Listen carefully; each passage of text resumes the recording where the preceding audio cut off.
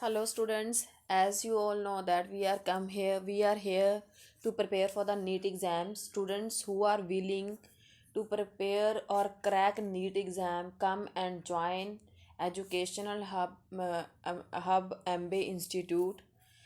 हाँ जी बेटा, हम क्या है नीट एग्ज़ाम की प्रेपरेशन कर रहे हैं। नीट एग्ज़ाम आप इजीली क्रैक कर सकते हो अगर आप इसको प्रीवियस ईयर्स के जो क्वेश्चंस हैं उनको अच्छे से कर लोगे तो आप इजीली जो नीट एग्ज़ाम है उसको क्रैक कर सकते हो। हाँ जी, तो इसी जो इसमें है हम जो प्रीवियस ईयर्स के क्वेश्चन है वो टाइम एंड अगेन करेंगे जिससे आपकी अच्छे से प्रैक्टिस हो जाएगी और आप इवन के जो उसके जो इजी मेथड है करने के वो भी आप इजीली लर्न कर पाओगे। इसीलिए बहुत जेन्युइन प्राइस पे 45 डेज़ के लिए हमसे जुड़िए जिसके कारण आप इजीली अपना नीट एग्ज़ाम क्रैक कर पाओगे। So our contact number is 9463079680। ठीक है, अगर आप नीट एग्ज़ाम की प्रेपरेशन करना चाहते हो, विलिंग हो और चाहते हो कि इस बार आप डेफिनेटली नीट क्रैक करना चाहते हो तो ज्वाइन करो एजुकेशनल हब एमबीए इंस्टीट्यूट। हाँ जी, हम फिज़िक्स केमिस्ट्री बायो के अलग अलग टाइप्स के क्वेश्चंस कर रहे हैं। प्रीवियसली हमने फ़िज़िक्स के, केमिस्ट्री के और बायो के काफ़ी क्वेश्चंस कर लिए हैं अलग अलग क्लासेस के अकॉर्डिंगली। तो अब हम जो प्रॉपर वे से हमारी क्लासेस है वो 18 मार्च से स्टार्ट होंगी। तो अब हम जो in this video we are discussing about the chemistry questions, previous year chemistry questions. हाँ जी, आर नेक्स्ट क्वेश्चन इज़, हाँ जी, ग्रेफाइट इज़ अ, हाँ जी, graphite is a good conductor of heat and electricity because it contains. बेटा आप even +1 में ही, I think 10th class में ही स्टार्ट कर देते हो ग्रेफाइट डायमंड का स्ट्रक्चर जो एलोट्रॉप्स ऑफ कार्बन होते हैं। तो जो ग्रेफाइट है कहते कि वो good conductor of heat and electricity है, हमें पता है ये। उसके पीछे रीज़न क्या है? क्योंकि अगर हम देखें तो जो ग्रेफाइट होता है ये क्या है, क्रिस्टलाइन एलोट्रोप ऑफ कार्बन है। मतलब जो इसका अरेंजमेंट होता है, अगर आपने इसका स्ट्रक्चर पढ़ा होगा तो वो शीट्स की फॉर्म में अरेंज्ड होता है। तो शीट्स होने के कारण इसमें क्या है, कुछ फ्री इलेक्ट्रॉन्स अवेलेबल होते हैं। फ्री इलेक्ट्रॉन होने के कारण ये ईजिली इलेक्ट्रिसिटी को कंडक्ट कर सकता है। So your answer is C. The boiling point of 3 saturated hydrocarbons A B and C minus 102 degree Celsius, -43.4 degree Celsius and 0.6 degree Celsius respectively. The hydrocarbons have maximum number of carbon atoms in its molecule is. हाँ जी बेटा, जो boiling point है basically वो किस पे depend करता है? नंबर ऑफ कार्बन एटम्स पे। जिसका बॉइलिंग पॉइंट जितना ज़्यादा होगा उसके पास नंबर ऑफ कार्बन एटम्स उतने ज़्यादा होंगे due to van der Waals forces. ठीक है, तो इसमें से देख लो कि किसके पास जो है बॉइलिंग पॉइंट ज़्यादा है। माइनस की टर्म्स हैं तो आप इसको अगर आपको पता हो तो जो -0.6 डिग्री सेल्सियस है ये सबसे बड़ा है। तो ये किसका है? सी का है, जिसके कारण जो सी है उसके पास maximum number of carbon atoms present है। The volume of the gas measured at 27 degree Celsius and 1 atmospheric pressure is 10 liters. To reduce the volume to 5 liter at 1 atmosphere pressure, the temperature required। हाँ जी, question क्या कह रहा है? कहता है कि हमारे पास जो वॉल्यूम ऑफ गैस है 27 डिग्री सेल्सियस पे 1 एटमॉस्फेयर के प्रेशर पे जो वॉल्यूम ऑफ गैस है दैट इज़ 10 लीटर्स। हम उस वॉल्यूम को रिड्यूस करके 5 लीटर्स करना चाहते हैं और प्रेशर गिवन है 1 एटमॉस्फेयर है। आपने टेम्परेचर फाइंड आउट करना है कि उस टाइम पे हमें टेम्परेचर कितना रिक्वायर्ड होगा। अगेन गैसेस के बारे में बात हो रही है तो सिंपल गैस लॉ लगा दो। That is P1V1/T1। क्या है? P1V1/T1 is equal to P2V2/T2। सारी टर्म्स आपको पता है। फर्स्टली जो प्रेशर है हमारे पास 1 एटमॉस्फेयर है, V1 हमारे पास 10 लीटर्स है, T1 हमारे पास 27 डिग्री सेल्सियस है। तो उसको आप कन्वर्ट कर लो केल्विन्स में, क्योंकि हमारे पास जो आंसर आ रहा है वो केल्विन्स में है। तो 27 plus 273, that is 300. Next, pressure is given P2 1 atmosphere, volume is given, हमने कितना वॉल्यूम पे लेके आना है उसको 5 लीटर पे, टेम्परेचर आप इजीली इसको कैलकुलेट कर सकते हो, ठीक है। हाँ जी, तो हमारा नेक्स्ट क्वेश्चन आ गया, इसका आंसर अप्रॉक्सीमेटली आपके पास आएगा 150 केल्विन। हाँ जी, तो answer is B. Next question, the coordinate bond is found in. बेटा first of all what do you mean by coordinate bond? आपने बेसिकली 3 टाइप्स के बॉन्ड पढ़े हैं, ionic bond, covalent bond and coordinate bond. Ionic bond that is formed by the transfer of the electrons, ठीक है, that are called the, simply आप कह सकते हो the bond between two ions, that is called ionic bond, ठीक है। Next is the covalent bond, the bond form by the sharing of the electrons is called covalent bond. Coordinate bond, देखो sharing में क्या होता है, जैसे suppose करो एक चीज़ मेरे पास है, एक मेरी फ्रेंड के पास है, तो हम दोनों ने आपस में जो चीज़ें हैं वो शेयर कर ली, उसने अपनी वाली मुझे दे दी, मैंने अपनी वाली उसको दे दी, that is called two hand sharing, that is covalent bond. Coordinate bond में क्या होता है, होती शेयरिंग ही है, लेकिन क्या होगा कि दोनों जो इलेक्ट्रॉन है वो सेम एटम शेयर करता है, that is called coordinate bond. Same with the example, अगर मेरे पास चीज़ है, सपोज मैं खाना लेके गई हूँ अपने स्कूल में, तो मेरी फ्रेंड नहीं लेके गई, तो मैंने अपना खाना उसके साथ शेयर कर लिया, that is called coordinate bond. हाँ जी, तो ये जो हमारे पास ये गिवन है SO3 H2SO4 O3 all of these, इनमें से किसके पास कहते कि जो कोऑर्डिनेट बॉन्ड है वो प्रेजेंट है?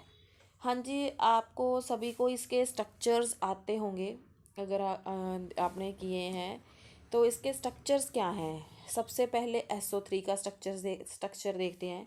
SO3 इसके सल्फ़र के बाहर वाले जो शेल होता है उसमें 6 इलेक्ट्रॉन्स प्रेजेंट होते हैं, बीइंग के उसके पास उसका एटॉमिक नंबर 16 है। हाँ जी, तो इसमें क्या होगा, एक कोऑर्डिनेट बॉन्ड होगा, अपने दोनों इलेक्ट्रॉन्स, 4 के तो बॉन्ड बन गए, 2 जो इलेक्ट्रॉन थे इसने ऑक्सीजन के साथ शेयर कर लिए, इसके पास कोऑर्डिनेट बॉन्ड है। उसके बाद आ गया ओजोन, इसके पास भी कोऑर्डिनेट बॉन्ड है, ठीक है। जो कोऑर्डिनेट बॉन्ड है हम उसको एरो के साथ रिप्रेजेंट करते हैं, दैट मीन्स इन दोनों के पास तो है। अब नेक्स्ट देखेंगे हम सल्फ्यूरिक एसिड, उसके पास क्या होता है, हाइड्रोजन के पास एक इलेक्ट्रॉन होता है, इसने ऑक्सीजन के साथ शेयर करके कोवलेंट बॉन्ड बना लिया। अब जो सल्फ़र है उसने क्या किया, सॉरी अगेन, हाइड्रोजन है उसने अपना इलेक्ट्रॉन शेयर किया ऑक्सीजन के साथ, जो सल्फ़र है उसने क्या किया, एक ऑक्सीजन के साथ हाइड्रोजन के साथ SO4 होता है, दैट मीन्स 4 ऑक्सीजन है उसमें। तो जो इसके क्या कितने बॉन्ड बन गए, 2 सल्फ़र के 2 बॉन्ड बन गए, पीछे कितने रह गए, 4 बॉन्ड। तो वो 2 इलेक्ट्रॉन्स एक ऑक्सीजन को दे देगा, शेयर कर लेगा, तो और दूसरे जो 2 इलेक्ट्रॉन्स रह गए वो दूसरे ऑक्सीजन को दे देगा। दैट मीन्स क्या है, इसके पास भी क्या आ गया, कोवलेंट बॉन्ड। तो जो आपका आंसर आएगा that is all of these. Next, the substance used for drying of neutral gas in the laboratory gases in the laboratory is. हाँ जी, इनमें से कौन सा सब्सटेंस यूज़ किया जाता है जो न्यूट्रल गैसेस हैं उनको ड्राई करने के लिए, सुखाने के लिए? अगर हम बेसिकली हमें एनहाइड्रस पता है, एनहाइड्रेटिंग एजेंट्स पता है कि जो एनहाइड्रेट करते हैं किसी भी चीज़ को, एनहाइड्रेट का मतलब उसमें से पानी को एब्जॉर्व करते हैं या डिहाइड्रेट करते हैं, ऐसे बोल सकते हो। तो जो न्यूट्रल गैसेस हैं उसके लिए क्या आएगा, कैल्शियम क्लोराइड, जो एनहाइड्रस कैल्शियम क्लोराइड होता है, this is specifically for the dehydrating agent for the neutral gases. Next, which of the following isomer is exhibited by, ये जो दोनों हैं इसमें क्या है, ईथर है, क्योंकि दोनों में ही क्या हो रहा है, सेंटर में O ग्रुप लगा हुआ है, ठीक है। तो दोनों ही क्या है, ईथर्स हैं। तो जो ईथर होता है वो बेसिकली क्या है, मेटामेरिज्म शो करता है। कैसे, मेटामर्स बेसिकली क्या होते हैं, जिनके पास सेम जो फंक्शनल ग्रुप होता है, दोनों के पास क्या होता है, सेम फंक्शनल ग्रुप होता है, जैसे दोनों के पास सेम ऑक्सीजन है, बट दोनों में डिफरेंस क्या है, अगर आप ध्यान से देखोगे ये नहीं देखना कि हाँ भाई दोनों में, एक में CH3 लगा हुआ है, एक में C2H5 लगा है। Not like that. अगर आप पहले वाले को ऑब्जर्व करोगे तो उसमें क्या है, एक साइड पे CH3 है और दूसरे साइड पे C3H7 है। दैट मीन्स मेटामर्स क्या होते हैं, those isomers having the same functional group but different alkyl groups on either sides of the functional group। मतलब क्या है, जो मेटामर्स क्या होते हैं वो आइसोमर्स होते हैं जिनमें फंक्शनल ग्रुप तो सेम रहता है, लेकिन फंक्शनल ग्रुप के अराउंड जो नंबर ऑफ कार्बन्स हैं वो डिफरेंट हो जाते हैं। That is called metamerism. Optical isomers तो आपको पता ही है, तो इस फर्स्ट ऑफ ऑल इसका आंसर आएगा मेटामेरिज्म। ठीक है, तो हम कुछ टर्म्स हैं जो इसके ऑप्शंस दिए हुए हैं वो भी एक्सप्लेन कर देते हैं। जैसे ऑप्टिकल आइसोमर, आप मिरर इमेज देखते हो, ठीक है, जो सेम आइडेंटिकल इमेज फॉर्म होती है, that are called optical isomers. Chain isomers में क्या होता है, जैसे दो आपके पास जो दो ग्रुप्स हैं उनकी जो चेन्स हैं उनमें डिफरेंशिएट हो जाएगा। जैसे हम कह सकते हैं कि जो किसी की जो चेन है वो लॉन्ग होगी, ब्रांच्ड होंगे, या ठीक है, जो वही कंपाउंड स्टेट चेन में एग्जिस्ट करेगा वही ब्रांच्ड में करेगा। पोजीशन आइसोमर्स, जिसमें क्या है फंक्शनल ग्रुप की पोजीशन पे इफेक्ट पड़ेगा, कोई किसी पोजीशन पे है कोई किसी पोजीशन पे है, सो इसीलिए तो इसका जो आंसर आएगा that is metamerism. Next is chlorine oxidise ethyl alcohol 2। हाँ जी, जो क्लोरीन है वो इथाइल अल्कोहल को ऑक्सीडाइज्ड करेगा। कैसे, मतलब क्या प्रोडक्ट बनेगा? हाँ जी,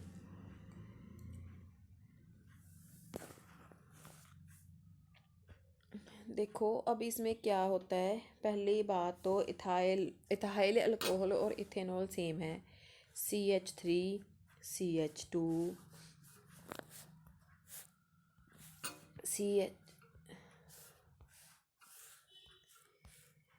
हाँ जी, CH3 CH2OH।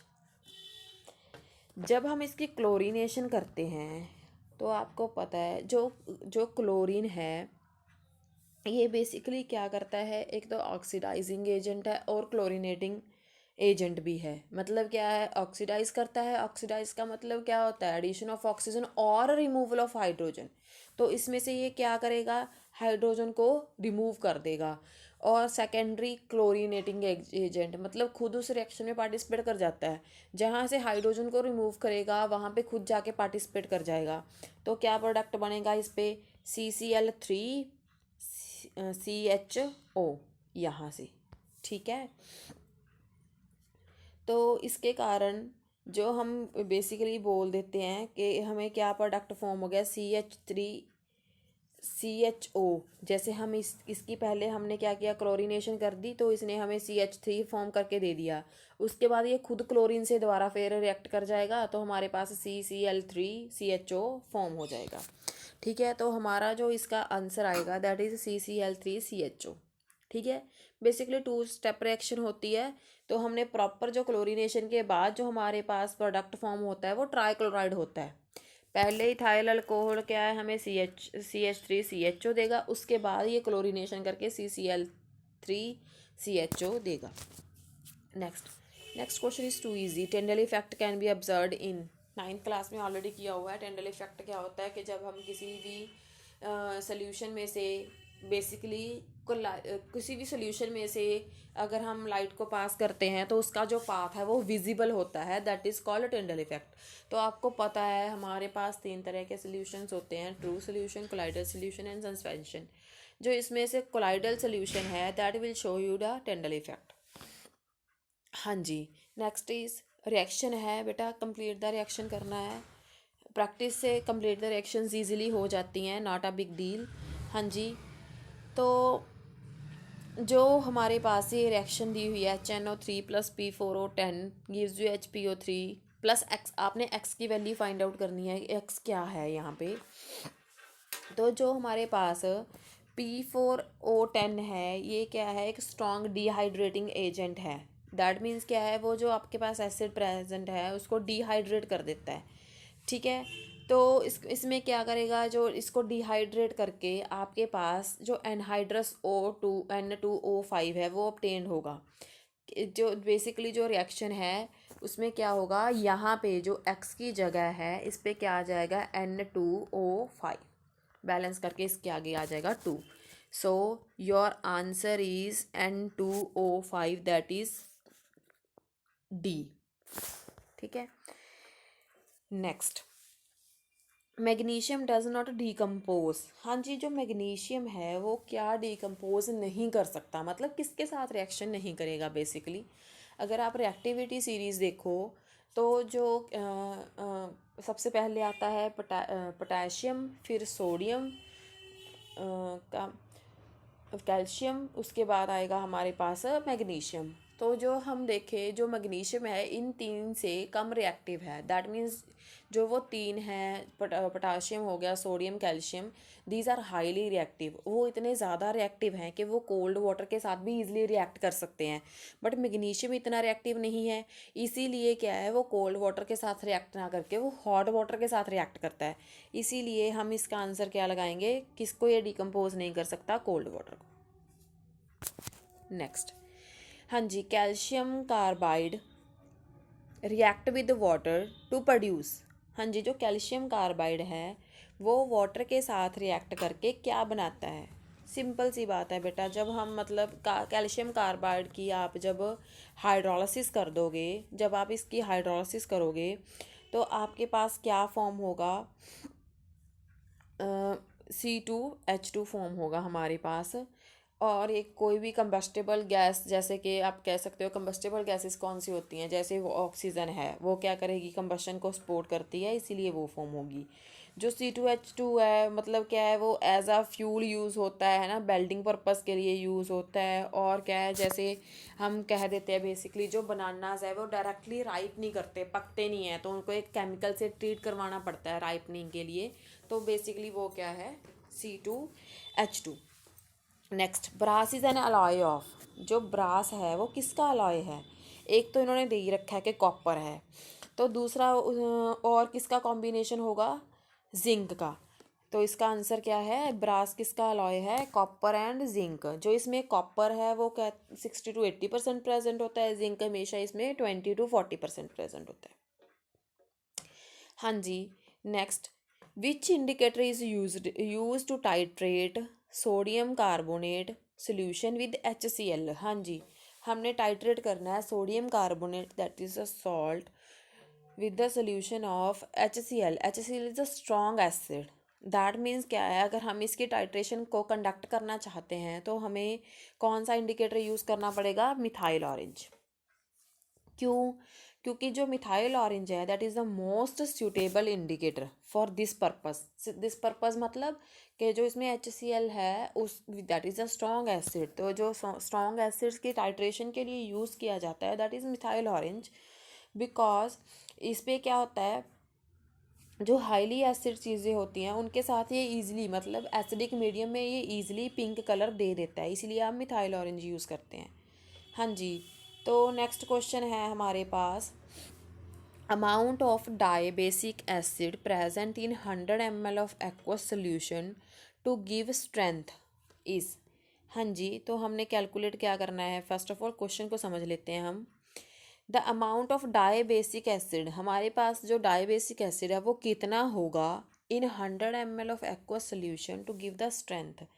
हाँ जी, तो हमारे पास 100 ml इन्होंने एक्वा सोल्यूशन दिया हुआ है, तो उन्होंने हमारे पास मोलर वेट भी दिया है, नॉर्मेलिटी भी दी हुई है कि हमने amount of dibasic acid find out करना है। ईजीली है, बहुत ईजी है। Normality, what is the formula for normality, that is given mass upon equivalent mass, हाँ जी, इनटू 1000 अपॉन वॉल्यूम। ठीक है, तो हमें वी क्या है, हमारे पास वॉल्यूम ऑफ द सोल्यूशन है, ये इक्विवेलेंट मास है, EQ, M क्या है, गिवन मास हो गया या रिक्वायर्ड मास हो गया, इनटू 1000। हाँ जी, तो हमने डाई बेसिक कहा है इन्होंने, that means it's basicity is 2। ठीक है, तो सबसे पहले हम क्या कैलकुलेट करेंगे, M, जो हमारे पास जो M है वो हमने कैलकुलेट ही करनी है, ठीक है। इक्विवेलेंट मास भी नहीं हमें पता, उसको हमको कैलकुलेट करना पड़ेगा। तो हम इसको पहले first of all equivalent mass है जो उसको कैलकुलेट करते हैं। इक्विवेलेंट मास का क्या फॉर्मूला होता है? Molar mass upon basicity.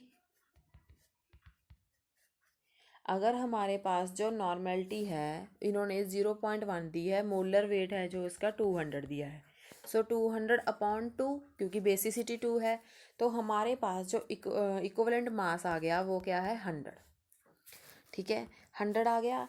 तो जो ये वैल्यूज़ हैं सिंपली जो फॉर्मूला था हमारा नॉर्मेलिटी वाला उसमें पुट कर दो, m अपॉन 100 इंटू 1000 अपॉन 100। तो m की वैल्यू, n की वैल्यू हमारे पास क्या है? 0.1। इसको सॉल्व करके हमारे पास m की वैल्यू क्या आ जाएगी? 1 grams. So your answer is B, 1 grams. हाँ जी, next, calcium formate on dry heating produces. जो कैल्शियम फॉर्मेट है वो अगर हम उसको ड्राई मतलब ऐसे ही हीट कर देंगे, ठीक है, तो हमारे पास क्या फॉर्म होगा? पहली बात तो हमें ये पता होना चाहिए कि कैल्शियम फॉर्मेट होता क्या है। ये होता है हमारे पास कैल्शियम फॉर्मेट का फॉर्मूला, ठीक है। इसका स्ट्रक्चर कैसे बनता है? जैसे सिंपल सी बात है, इसको दोनों को ऐसे ओपन करके लिख लो और इसका बॉन्ड कैल्शियम के साथ बना दो। मैंने इसको हीट कर दिया। अगर मैंने इसको हीट कर दिया तो मेरे पास क्या होगा? जो ये सारी चीज़ है ये वाली रिमूव हो जाएगी, मतलब मेरे पास क्या बन जाएगा? HCHO। HCHO फॉर्म हो गया। जो बाकी का रिएजेंट है सारा ये SH बाहर निकल जाएगा, मतलब क्या बन गया? CaCO3, ठीक है। तो अगर हमारे क्वेश्चन के अकॉर्डिंगली हम आंसर देखें, हमारे पास दो चीज़ें बनी थी, HCHO और कैल्शियम कार्बोनेट, तो हमारे पास जो आंसर आएगा दैट इज़ A, HCHO। हाँ जी, next, chromyl chloride oxidises toluene to benzaldehyde, this reaction is known as. Chromyl chloride है वो टॉलीन को ऑक्सीडाइज कर रहा है, ठीक है। This is toluene. जो chromyl chloride, sorry, this is toluene, this is chromyl chloride. ये इसको ऑक्सीडाइज कर रहा है, तो आपके पास जो नेट रिजल्ट लास्ट में बनता है, एक स्टेप बीच में आएगा वो मैं स्किप कर रही हूँ, अगर किसी ने पूछना हो तो वो मैसेज कर सकते हैं। 2 ईजी स्टेप इज़ दैट। तो ये क्या बन जाएगा? एल्डिहाइड। तो ये रिएक्शन कौन सी होती है जिसमें हम क्रोमाइल क्लोराइड को टॉलिन को ऑक्सीडाइज करने के लिए यूज़ करते हैं? That is a Etard's reaction, ठीक है। Your answer is C, Etard's reaction. बाकी की रिएक्शंस भी आपने लर्न करनी है एजुकेशन पॉइंट ऑफ व्यू से या कॉम्पिटिटिव एग्जाम के पॉइंट ऑफ व्यू से, बहुत नेसेसरी हैं, बहुत इंपॉर्टेंट रिएक्शंस हैं, तो ये आपने यूज़ करनी लर्न करनी है। हाँ जी, अगर नहीं पता, अवेलेबिलिटी नहीं है आपके पास किसी बुक्स एंड ऑल, तो आप मुझे बता सकते हैं, मैं ये रिएक्शंस भी आपको करवा दूँगी। Next, which of the following has least pKa value. हाँ जी, फर्स्ट ऑफ ऑल हमें ये पता होना चाहिए कि जो pKa की वैल्यू है वो किस पर्पज़ के लिए यूज़ की जाती है। This is for the acidic strength, जिसका जो जितना ज़्यादा एसिडिक होगा उसकी pKa वैल्यू ज़्यादा होगी। अब ये ऑप्शंस देख लो आप, ये हमारे पास है CCl3COOH, CCl2COOH, CF3COOH, CH3COOH। हाँ जी, अगर हम इसमें से देखें ओवरऑल, तो सॉरी, जिसकी pKa की वैल्यू कम होती है उतना ही ज़्यादा वो स्ट्रॉन्ग एसिड होता है, ठीक है। जितनी pKa की वैल्यू कम होगी उतना ही ज़्यादा वो स्ट्रॉन्ग एसिड होगा। तो अगर हम बेसिकली देखें तो इनमें से सबसे ज़्यादा स्ट्रॉन्ग एसिड कौन सा है? CF3। इन्होंने बोला है सबसे कम pKa की वैल्यू, दैट मीन्स वो स्ट्रॉन्ग एसिड होना चाहिए, तो इसका मतलब CF3COOH। रीज़न क्या है? क्योंकि जो फ्लोरीन है उसकी इलेक्ट्रॉन एक्सेप्टेंस टेंडेंसी बहुत ज़्यादा है, मतलब इलेक्ट्रोनेगेटिविटी बहुत ज़्यादा है कंपेयर टू क्लोरीन, तो वो जल्दी अपने वाले इलेक्ट्रॉन्स को क्या है अट्रैक्ट कर लेगा। that means it has a strong minus I effect, that is why this is more acidic. अगर ये acidic ज़्यादा है तो इसकी pKa की वैल्यू क्या होगी, कम होगी. Next, shape of carbon dioxide molecule, again too easy. This is the carbon dioxide molecule, आपको पता होना चाहिए ये शेप कौन सी होती है. This is the linear shape, जिसमें जो ये बॉन्ड एंगल होता है दैट इज़ ऑफ 180 डिग्री. ठीक है, तो जो इसकी नेट डाइपोल मोमेंट थी दैट इज़ ज़ीरो, क्योंकि इधर भी ऑक्सीजन, राइट साइड पे भी ऑक्सीजन है, लेफ्ट साइड पे भी ऑक्सीजन है, तो ओवरऑल जो डाइपोल मोमेंट है इसकी क्या हो जाएगी, ज़ीरो हो जाएगी. हाँ जी, next question. Isotonic solution have. हाँ जी, आइसोटोनिक, आइसोटोनिक का मतलब क्या है, having the same concent. Iso means same, tonic means concentration, that means having same concentration. हाँ जी, तो अगर हमने पिछले लेक्चर्स में भी किया था तो उसमें हमें पता है कि पाई क्या होता है, ऑस्मोटिक प्रेशर, दैट इज़ इसका जो मैंने फॉर्मूला करवाया था, that means this is depend upon the, this is the formula of the osmotic pressure, CRT. C is the concentration, that means osmotic pressure depends upon the concentration.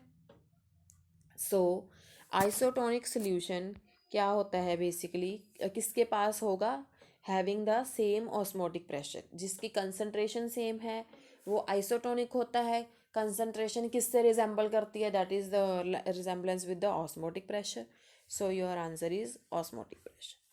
The gas evolved by heating potassium ferrocyanate crystal with concentrated H2SO4. हाँ जी, जैसे जब हम potassium ferrocyanide K4FeCN6 को H2SO4 की presence में क्या करते हैं, हीट करते हैं, तो हमारे पास कौन सी गैस इवॉल्व होती है, बाकी रिएक्शन इज सेपरेट, कौन सी गैस होती है, carbon monoxide. That is your answer A, carbon monoxide is the gas that is evolved when potassium ferrocyanide crystal react with the sulphuric acid. हाँ जी बेटा, दैट्स ऑल फॉर टुडे.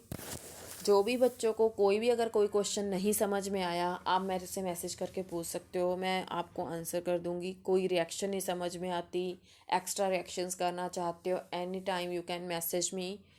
हाँ जी, और हमारा 45 days का जो कोर्स है नीट की प्रेपरेशन के लिए वो 18 मार्च से स्टार्ट होने जा रहा है. जस्ट 45 डेज़ का कोर्स है, बहुत बहुत बहुत जेन्युइन प्राइस है. अगर आप नीट का एग्ज़ाम क्रैक करना चाहते हो then message us on number 9463079680. Thank you so much.